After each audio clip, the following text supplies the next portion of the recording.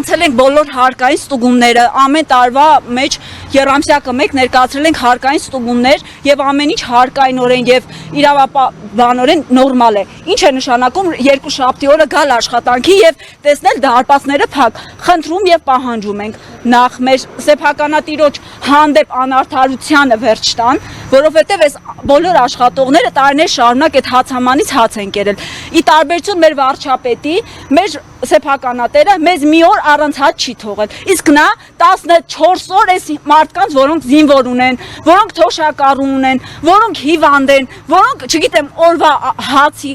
վաստակով առաջնորդող ապրող մարդիկ են, այսօր անգործ սպասում են, թե մեր պարոն վարչապետը երբ պիտի իր քմահաճիկը վերջացնի եւ վերջապես ասի, որ գիտեք ինչ կա, ես սխալվել եմ, էլի դուք մեղավոր եք։ Այն էշի ու արյուծի պատմությունն է։ Էշը խոսում արյուծը քմծիծաղա տալիս, ասում է էշը եկել է, էշել գնալու է։ Մի օր ժամանակ մեր պարոն մեծարգո, չգիտեմ ինչին, դրան չի էլ կարելի ուրիշ բան ասել։ Կբացենք այդ լենտերը, կգնանք աշխատանքի 100 աշխատողով, 100 եւ ավել աշխատողով եւ կբերենք մեր ընտանիքի անդամներին, մեր թոշակառուներին, մեր հիվանդներին, կնստենք ստեղ, թող մեր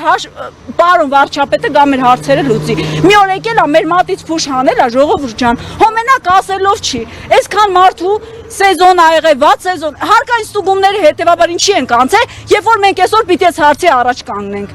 Ինչ է նշանակում հազարավոր մարդկանց նստացնել տունը, ժողովուրդ ջան։ Երբ ենք մենք դա հասկանալու, ինչ ենք պատասխանելու այն աշխատողներին, որոնք օրավարձով աշխատող մարդիկ են, ինչ է մտածում մեր կառավարությունը։ Տեսեք, Փաշինյանը իր ջեպազրույցներից մեկի ժամանակ ակնարկել է, որ այս ակցիաները ինքնաբուխ չեն եւ կազմակերպում են կոնկրետ անձանց կողմից, ասած եթե ինքնաբուխ են, ես մենակս եկել եմ, Ղափան էին իմ երեխուն տանում, իմ երեխան ծառայող է, ես թողել եմ ճամփի կեսից, ես եկել եմ, ոնց ինքնաբուխ չի, ես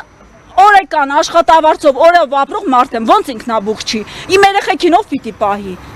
Տնից 3-4 հոգի այս պահի դրությամբ գտնվում են անգործ, ժողովուրդ ջան։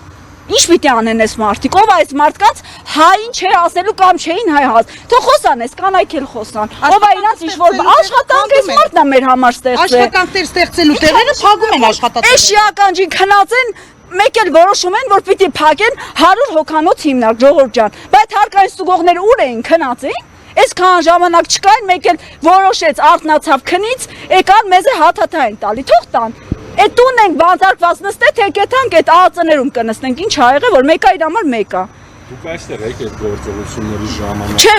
մենք այդ օրը այստեղ չենք եղել, նախորդ ստուգումների ժամանակ ենք եղել, շատ վատ ձևով են նախ մոտեցել, նախ բոլորին ստրեսի են ենթարկել, նախ ստրեսի են ենթարկել այն մարդկանց, ովքեր որ չգիտեմ,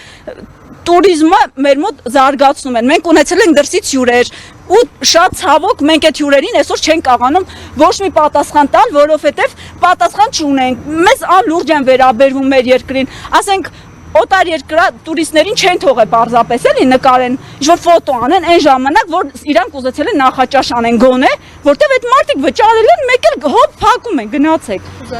Խոզարկության օրը, այո։ Ինչ է նշանակում մարդուն դուռը թակես, ասես, գիտես ինչ կա, սիրելիս դու սարի, որտեվ մեծարգո, պարոն, չգիտեմ ինչը, որոշելա, որ մեր հիմնարկը պետքա փակի։ Լուծարման համար նախապես են զգուշացնում մարդկանց, ով այդ պարապուրդի համար այսքան աշխատողի վարձատրելու, ժողովուրդ ջան, ով է մեր հային, մեր հարցի պատասխան ով է տալու։